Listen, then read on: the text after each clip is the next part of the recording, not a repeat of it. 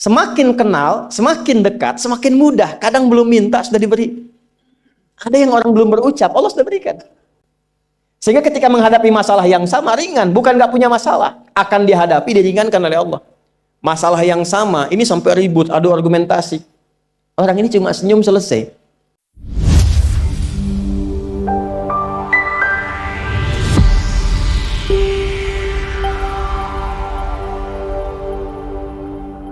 Indahnya begini, Pak. Maaf ya. Lihat istri itu, ingat Allah. Lihat anak, ingat Allah. Ibu lihat suami, ingat Allah. Kalau melihatnya begitu, maka substansi berumah tangga itu nikmat rasanya, dan tanggung jawab itu melekat pada diri kita untuk terjaga dalam kebaikan. Ya. Saya nitipkan handphone saya ke antum, dan antum tahu itu punya saya. Ya, dan Anda mencintai saya misalnya, ta'zim di situ. Mungkin nggak handphone itu ditempatkan di tempat yang tidak baik? Mungkin nggak Anda taruh di lantai begitu saja? Demi Allah saya katakan, mungkin Anda akan mencari tempat terbaik, disimpan di situ, dirapi-rapikan, dilap-lap, karena Anda merasa itu punya saya yang dititipkan pada Anda. Manusia saja bisa Anda perlakukan demikian. Bagaimana ketika Anda melihat anak itu amanah Allah, yang Anda sebagai orang tuanya akan ditanya di kemudian hari. Maka kalau mau bersikap yang gak enak itu, gak bisa Pak kita lakukan. Mau bentak tuh gak bisa. Mau marah tuh ditahan-tahan. Ya. Dan itu dijaga.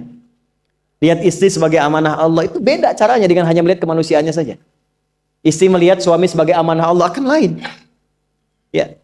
Makanya akan selalu sempat dan optimal merawat istri sendiri dibandingkan lihat-lihat istri orang. Begitu sebaiknya. Ibu pun tidak harus berharap, kenapa ya suami saya nggak seperti Ustadz? Harapan yang sia-sia. Sudah ada turunan hikmahnya. Nah itu ada latihannya. Latihannya apa? Alladzina yadhkurunallah, zikir. Jadi kalau zikir itu sudah kuat dalam diri kita, ya sudah menghadirkan esensi zikir dalam diri kita, yang dilihat semuanya itu semua anugerah Allah Subhanahu wa taala. Jadi saat dia gembira itu dia bersyukur, dan saat dia sedang mengalami duka dia bersabar. Semua sama sebagai ibadah. Ajaban li amril mu'min. Kalau sudah seperti itu, kata Nabi, perkara hidupnya mengagumkan, gak ada keluhan. Itu latihannya zikir. Nah, zikir ini di Quran diturunkan dalam bentuk yang pokok berupa amalan ritual. Karena itulah semua bentuk amalan ritual disebut dengan zikir. Jadi kalau kita ingin hadirkan sifat tadi, maka cara pertama tingkatkan ibadah ritual. Salat. Apalagi? Al-Quran. Saya ambil dua dulu lah, supaya nggak banyak-banyak dulu. Yang pokok salat, yang kita lakukan tiap hari. Tinggal kuantitas dan kualitas kita tingkatkan. Maaf, lihat sini baik-baik.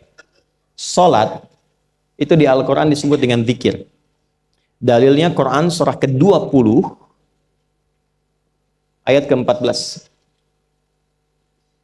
Dan langsung disarikan dengan fungsi ibadah sebagai fungsi hidup kita. Sudah? Perhatikan baik-baik. Innani anallah la ilaha illa ana fa'budni wa aqimis salata lidzikri. Itu dalilnya. Sayalah Allah, kata Allah. La ilaha illa ana, tidak ada Tuhan yang layak dipertuhankan dan layak disembah kecuali saya, Allah. Allah. Bagaimana kenal Allah sebagai Tuhan? Ya, yang layak disembah, yang harus dipertuhankan, kenalnya bagaimana? Mendekatnya bagaimana? Fa'budni, sembah saya supaya kamu kenal saya, dekat dengan saya, tahu saya. Bagaimana caranya? Wa aqimis shalah, tunaikan salat. Jadi kalau pengen dekat dengan Allah, terkoneksi kepada Allah, tersambung, punya sifat tawakal yang kuat, nih tingkatkan salatnya, tambah. Makanya tiap hari kita sholat 5 waktu itu untuk membangun konektivitas dengan Allah. Sebab kalau sudah dekat, aksesnya pun terbuka semua. Itu maksudnya. Anda dekat dengan pimpinan, akses di perusahaannya kan mudah untuk diakses. Ya kan? Kita punya kenalan yang kuat, yang punya sesuatu, aksesnya mudah dibuka. Kita kenal Allah dan dekat dengan Allah, apa yang sulit bagi Allah? Dan ini kita yakin. Nah sekarang Allah kasih jalan. Coba lihat orang-orang dulu. Ya. Mereka ketika akan melatih dirinya untuk tersambung kepada Allah, sholat semua, termasuk para nabi, rasul. Tapi dahsyatnya, ketika ada apapun dalam kehidupannya, yang sulit Allah mudahkan. Minta langsung dikabulkan. Dan sangat luar biasanya, seringkali terjadi mintanya lewat sholat. Nabi Zakaria itu kan dihukumi istrinya oleh medis itu menopause dan mandul. Maaf, nggak mungkin punya keturunan. Kapan mintanya? Dalam sholat. Mohon sama Allah. Dan itu dikabulkan. Dan diabadikan di Quran dengan surah yang sama, Ali Imran ayat 38 sampai 39. Hunalika da'a Zakaria rabbah qala rabbi habli min ladunka dzurriyyatan thayyibah innaka sami'ud du'a. Ya Allah, mereka mengatakan aku nggak mungkin punya keturunan. Mereka mengatakan istriku punya keterbatasan. Maka aku memohon kepadamu yang tidak punya batas dalam pemberian. Engkau yang maha mendengar. Kalau kepada yang maha mendengar doa saya tidak dikabulkan, mohon tunjukkan kepadaku lewat sholat ini ya Allah, dengan cara apa lagi dan kepada siapa aku mesti memohon. Itu nggak nunggu lama, permohonan selesai turun jawaban ayat 39-nya. Fanadathul malaikatu wa huwa qa'imun yusalli fil mihrab. Turun malaikat mengabarkan engkau dapat kabar gembira akan punya anak, langsung namanya dikasih Allah Yahya. Annallaha yubasyiruka bi Yahya. Artinya hidup yang mustahil menurut manusia, lahir dari rahim seorang perempuan, maaf, yang divonis monopause dan mandul, bayi yang hidup, kata Allah nggak ada yang mustahil, lahir dan terjadi itu. Yahya, John, lahirlah. Kapan terjadinya? Saat sholat. Karena itu saat dipanggil sholat, itu isinya tuh kan doa semua. Silakan ngecek, isinya doa semua. Dari mulai takbir, sujud sampai salam, isinya doa semua. Dan itu konektivitas kita dengan Allah, minta. Kapan itu bisa terkabul dengan cepat doanya? Kapan selesai urusan kita? Kalau koneksinya bagus. Makanya disebutnya zikir, yang terhubung, yang nyambung. Semakin kenal, semakin dekat, semakin mudah. Kadang belum minta, sudah diberi. Ada yang orang belum berucap, Allah sudah berikan. Sehingga ketika menghadapi masalah yang sama, ringan. Bukan nggak punya masalah. Akan dihadapi, diringankan oleh Allah. Masalah yang sama, ini sampai ribut, adu argumentasi. Orang ini cuma senyum, selesai. Betapa banyak masalah kecil diargumentasikan jadi besar. Akhirnya problem. Tapi tidak sedikit masalah besar dihempaskan di atas sajadah. Ketika koneksinya dengan Allah itu kuat, tiba-tiba hilang seketika. Selesai. Makanya Nabi Yakub kalau punya masalah, yang beliau lakukan apa? Dia bentangkan sajadahnya, dia sholat, dia mohon kepada Allah. Itu dilestarikan di Quran surah ke-12 Yusuf ayat ke-86. Aku tuh kalau sedang punya masalah apapun, ya aku bangun konektivitas dengan Allah. Innama ashku bathi wa huzni ilallah. Saya curhatnya cuma sama Allah. Ini Pak, ini bagian pertama. Nah, jadi kalau ingin semakin kuat, sampai ada masalah diringankan, mau kerja dibukakan pintunya, itu ada jenisnya. Yang pokok ada 5 waktu, 17 rakaat. Yang detil itu ada pada sunnahnya. Dan itu hebatnya dalam Islam. Dijelaskan caranya, disebutkan tujuannya, dan diterangkan hikmahnya. Contoh. Kita sekarang jam berapa? Jam 9.20. Di waktu saat ini ada waktu sholat disebut dengan sholat duha. Duha itu dibagi 3. Ada awal duha, penguat zikir, pengganti seluruh bagian zikir di tubuh kita, yang disebut dengan syuruk. Itu kurang lebih jaraknya 1 jam setelah subuh. Jadi kalau tadi 4.45, ya 5.45 menjelang jam 6 itu masuk syuruk. Setelah itu masuk ke jam 8 sampai ke kurang jam 10 itu pertengahan duha. Pertengahan duha. Apa fungsinya? Di antaranya mempermudah rizki. Di antaranya. Bilangannya berapa? 2 sampai 4 rakaat bisa dikerjakan. Ya, dan harapannya apa? Bukan pada rizkinya. Ya, jadi jangan sampai motifnya cuma sekedar keduniawi, kurang tepat. Kenalkan kepada Allah, nanti biarkan janji yang disampaikan oleh lisan Rasulullah itu terjadi. Ya, jangan pada rizkinya, ini terbatas, cuma sampai situ. Tapi kalau kita minta sama Allah, dikasih jalannya tuh dari sisi yang tidak kita duga. Anda berhitung, Allah kasih hitungan. Anda tak berhitung, Allah kasih apa yang tidak pernah Anda hitung sebelumnya. Itu poinnya. Maka lakukan sholat dekati, itu yang disebut sholat duha. 2 rakaat, tambah lagi 2, untuk kenal Allah. Kalau sudah merasakan dekat, sudah nyaman, sudah enak, muncullah kemudian kesan dalam hati, terserah Allah mau kasih berapa. Yang penting sudah enak, sudah damai. Di titik itulah kemudian Allah limpahkan dari apa yang nggak pernah kita duga sebelumnya. Tiba-tiba keluar, kok ada telepon, dapat proyek, dapat macam-macam. Tapi tujuan sholatnya bukan untuk proyeknya. Buat kenal Allah, ulul albab ini. Kalau cuma pengen lancar, baru serabutnya. Kalau cuma pengen lulus proyek, itu baru daging luarnya. Ulul albab itu kenal Allahnya, sehingga dia tahu akses intinya tuh itu. Itu poinnya. Dan gak mahal. Emang kalau sholat duha di Anur bayar, Pak? Pakai biaya. Baiknya luar biasa. Sudah? Satu. Kalau mau lagi misalnya, ini yang paling dahsyat nih.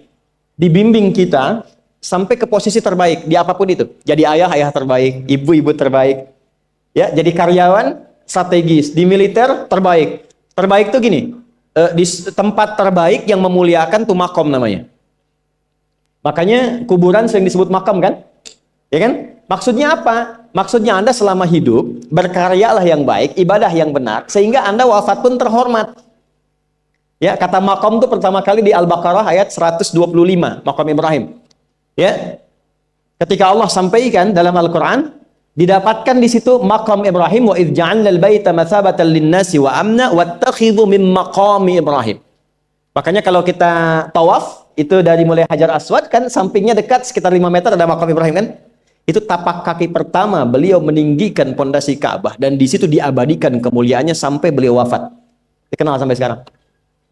Ya, setelah sekian abad. Jadi kalau kita ingin terhormat dan masih dikenang sampai kapanpun, itu makom namanya. Tapi ada cara yang lebih hebat. Anda di posisi itu, lawan pun mengakui memang Anda yang pantas ada di situ. Itu namanya makom mahmuda. Makom mahmuda. Siapa yang bikin urutan 100 tokoh paling berpengaruh di dunia? Siapa? Saya tanya, yang nulis siapa namanya? 100.000? 200.000? Dia mencari langsung di Google tuh. Lambat mas, waktu habis. Michael Chart. Dia yang nulis, maaf ya. Urutan pertamanya siapa? Muhammad SAW. Yang nulis itu muslim atau bukan? Kok bisa tergerak hatinya untuk menempatkan seorang nabi muslim di tempat pertama? Saya tanya begini, kenal Abu Jahal nggak? Ya Allah, makin siang nih nggak fokus nih. Saya kira cuma di Bengkali saja yang kenal Abu Jahal, sini kenal juga. Baik, Abu Jahal itu, apakah orang ini tidak kenal Nabi? Orang ini tahu, kalau saya sebut orang ini berarti kurang bagus ya. Kalau saya sebut beliau berarti baik ya. Abu Bakar saya sebut beliau, Abu Jahal orang ini. Maksudnya Abu Jahal. Apakah orang ini tidak tahu kalau Nabi itu mulia? Nabi unggul. Nabi hebat kan? Jadi mengakui sebetulnya Nabi unggul. Dan gulat dengan Nabi itu dalam olahraga kalah. Dia tahu Nabi itu kuat. Ya. Di dalam cinta juga tahu Nabi paling unggul. Abu Jahal melamar Sayyidah Khadijah ditolak, Nabi nggak lamar, Sayyidah Khadijah minta dilamarin. Ya. Dari sejak itulah dia nggak mau tahu semua yang dari Nabi, pokoknya semua harus jelek. Walaupun dia tahu itu baik. Nggak kenal, sampai nggak menanamkan pada dirinya nggak ingin kenal kebaikan Nabi. Nggak ingin kenal pada sesuatu, itu jahlun namanya.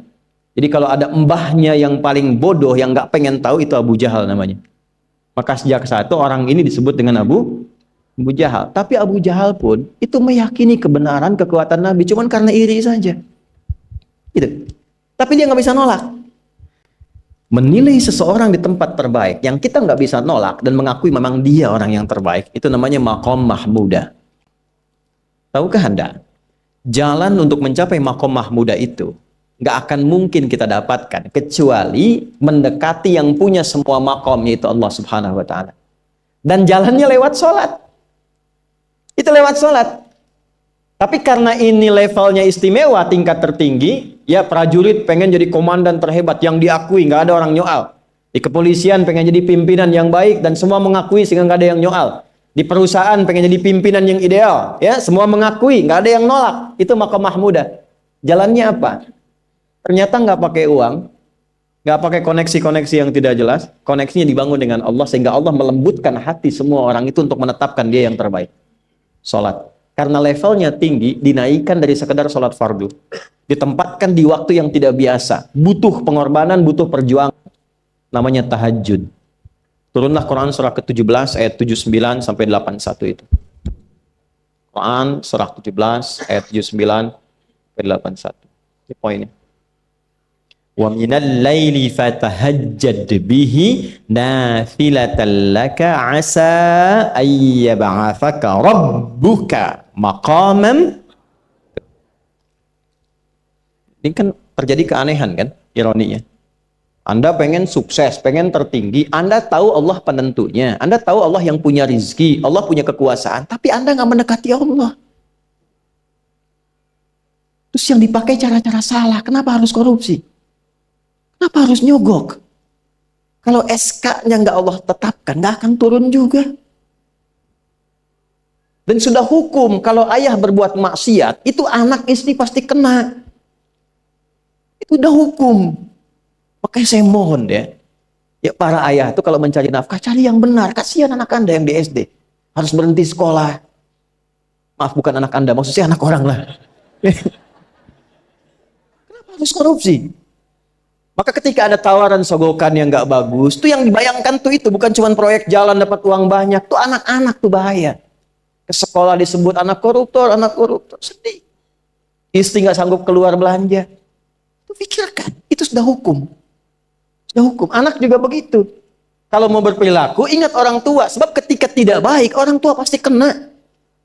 Anak di sekolah berantem, yang dipanggil siapa? Orang tuanya.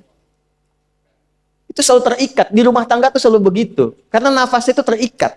Semua saling mengikat. Babnya itu jelas. Nah, balik ke sini.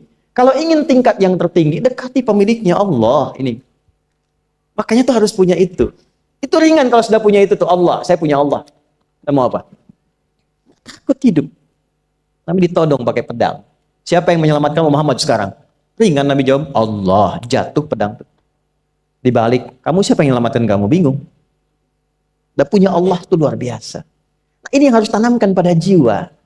Punya Allah sebagai Tuhan. Kalau sudah dekat, kenal, baik dengan itu, akses mudah semua. Dan yang paling indah itu apa? Menerima apa yang Allah tetapkan. Hari ini nggak dapat, Alhamdulillah.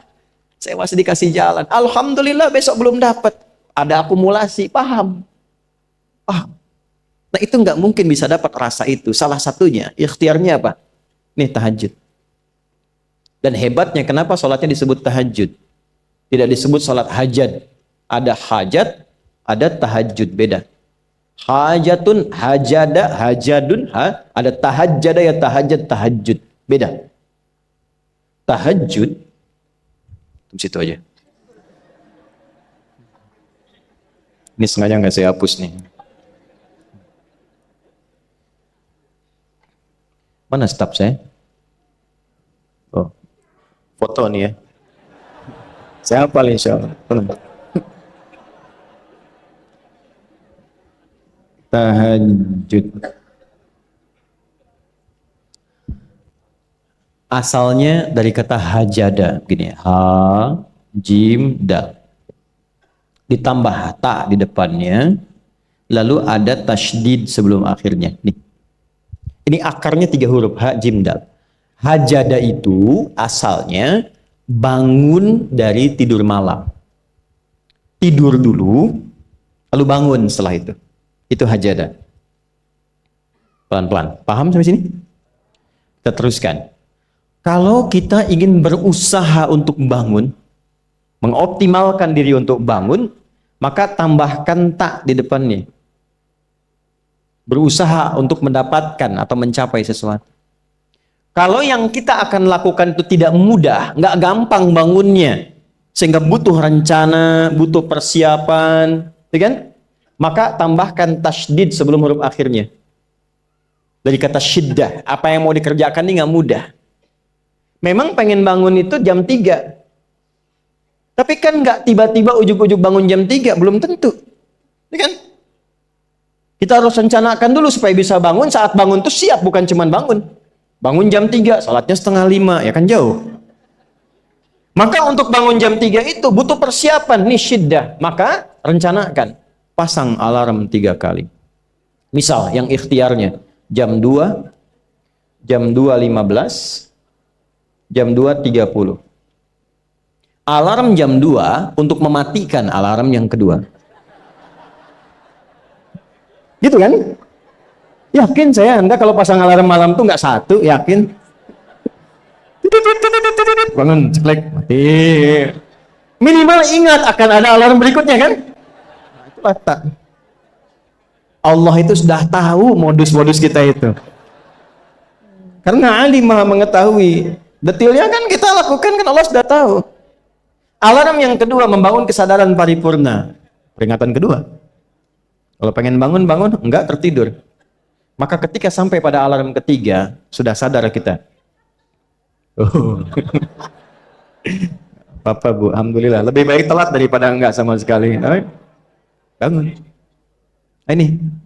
Kalau kita tarik ke implementasi hidup, pengen level tertinggi itu butuh perjuangan. Latihan dulu, kan? Menguras fisik, energi, tenaga, biaya, hasilnya indah. Tapi ada jalan cepat untuk mendapatkan itu. Nih aksesnya bangun kepada Allah. Gitu. Kalau kita tingkatkan ini, itu luar biasa. Jadi itu. Jadi. Nah, kalau ini terus ditingkatkan, terus tingkatkan, nanti membangun value yang terasa. Ada nilai-nilai yang terasakan, kita merasa lebih dekat dengan Allah. Yang biasanya tadi dipanggil azan baru ingat sekarang, baru selesai subuh udah ingat isya.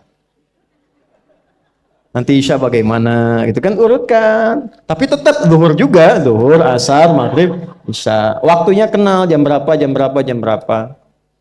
Bahkan dipetakan, saya nanti akan ke sini, masjid yang terdekat di situ. Jadi lihat peta itu, ya lihat peta jalan, saya nggak sebut nama supaya nggak endorse. Itu lihat peta jalan. Itu dia petakan, saya akan sampai di situ jam berapa, durasinya berapa, masjidnya di mana. Kalau tertinggal di situ, di sini saya sholat Jumatnya. Sampai ke situ. Nah, value yang membuat kita semakin meningkat dekat dengan Allah, itu takwa namanya. Takwa. Disebutkan sebanyak 240 kali dalam Al-Quran. Nah, intinya itu ini nih. Jiwa takwanya. Kalau ini sudah ada, Allahu Akbar. Silahkan Anda keluarkan semua kata-kata takwa di Quran. Tidak ada kecuali yang indah semuanya. Quran surah 65. 65 itu babnya bab tolak. Surahnya At-Tolak. Tolak itu persoalan terbesar di rumah tangga. Nggak akan bisa terjadi yang demikian itu kalau ada takwa di dalamnya. Nyambung. Kalaupun mesti terjadi, itu spirit takwa mengarahkan pada yang terbaik. Makanya di ayat kedua di ujungnya, sampai ke ayat 3, apa yang terjadi? Di rumah tangga itu kan cuma 2 babnya. Satu masalah dari komunikasi, yang kedua materi. Perhatikan. Wa may yattaqillaha yaj'al lahu makhraja wa yarzuqhu min haitsu la. Siapapun yang mampu meningkatkan takwanya kepada Allah. Pakai man tuh, setiap personnya. Suami, istri, ayah, ibu, anak, satu keluarga mencoba meningkatkan takwa. Dia tahajud, bangun semua ingatkan. Bangun semua tahajud, salat duha, yuk ingatkan dimanapun. Alhamdulillah. Apa yang terjadi ketika dilakukan? Apa jawab Allah? Yaj'al lahu makhraja. Enggak pakai alif lam, makhraja. Masalah apapun yang engkau alami. Suami berangkat ada masalah. Ada masalah umum yang semua orang mengalami itu. Tapi yang ini enggak. Kena macet, ada macet, dia mau berangkat, tiba-tiba diarahkan, jangan lewat situ Pak, macet, Bapak kesini aja. Ya. Pak ikut kami saja Pak, tiba-tiba patwal datang, ayo ikut. Ya, itu bisa terjadi. Wa yarzuqhu min haitsu la yahtasib, bahkan rezekinya pun itu datang dari sisi yang nggak diduga. Nggak nyangka ya, emang nggak disangka-sangka datangnya. Ya, habis sholat, tiba-tiba telepon masuk, belum selesai proyek, ini ada permintaan itu. Beda istidraj dengan takwa itu lain. Kalau istidraj itu bertambah tapi lupa Allah. Hati-hati. Proyek nambah, sholat lupa. Hati-hati. Hati-hati ya. Pekerjaan menambah, omset nambah, tapi nggak pernah bisa ngaji. Nggak pernah mampu sholat. Hati-hati itu. Dan paling bahaya kalau itu nambah terus sehingga membuat lupa semua ibadah. Itu istidraj namanya. Istidraj. Ancamannya akhirat tuh, hati-hati. Segera ingat, segera ingat. Tapi kalau semakin nambah, semakin ingat Allah, itu anugerah. Karena Allah telah menilai hamba ini paham menjalani kehidupan, sehingga dia ngerti. Makanya Utsman, Abdurrahman bin Auf, setelah masuk Islam, hartanya makin nambah. Karena kenapa? Karena telah dinilai layak mengelola harta, paham cara mengelolanya. Dapat segini, alokasikan ke sini. Dapat segini, alokasikan ke sini. Pak, di mana logikanya ada 600 truk hasil usaha? Bapak punya 600 perusahaan. Satu perusahaannya itu bergerak di bidang misalnya logam mulia. Ya, ada emas, ada berlian, ada macam-macam dan sebagainya. Satu kali Anda berhasil mendapatkan kurang lebih 600 truk logam mulia di dalamnya. Mau datang kemudian ke tempat Anda di jalan. Tiba apa yang terjadi? Ada komen tetangga kepada Anda. Misal, komennya nggak langsung, cuma ke teman tetangga Anda dengar. Waduh, Pak Asep hisabnya luar biasa kayaknya ya. Hisabnya, bukan berliannya. Hisabnya luar biasa, terus nyampe di telinga Anda. Kira-kira ketika mendengar itu respon Anda apa?